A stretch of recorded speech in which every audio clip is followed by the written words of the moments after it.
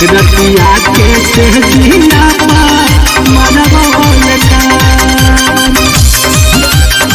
Music by Tinku Tufan. Recording by Ishali Music Studio. कहनवा के बाली कहने किनके न लगला कैसा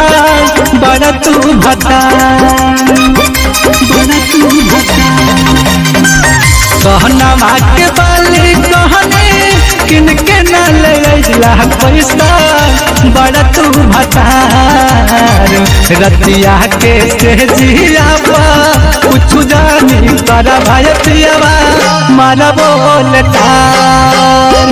रतिया के सहजिया कुछ जानी बड़ा भाई पियावा मारा बोलता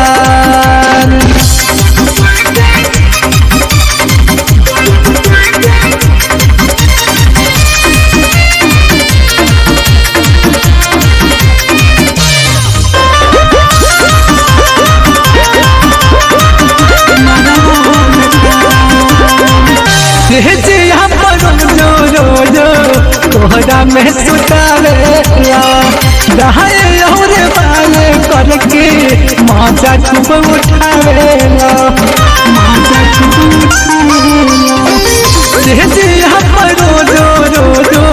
तोहरा में सुतावेला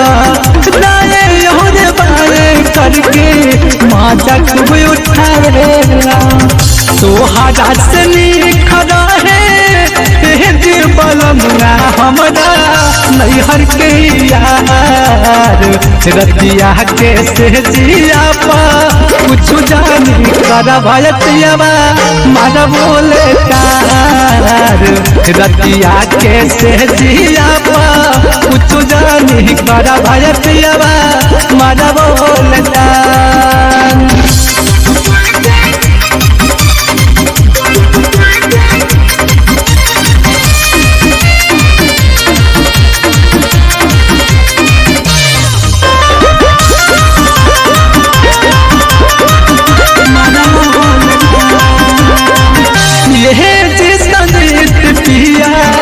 जिया चुराईदा तहरा महाबजरिया से पूछहूँ ले आईदा ये देख बेटिया जिया चुराईदा डोंग बजरिया से पूछहूँ ले आईदा जिया चुराबे रोजे बलमुआ हमरा इंदल देवार रतिया के सहजिया कुछ जानी मारा भाई पियावा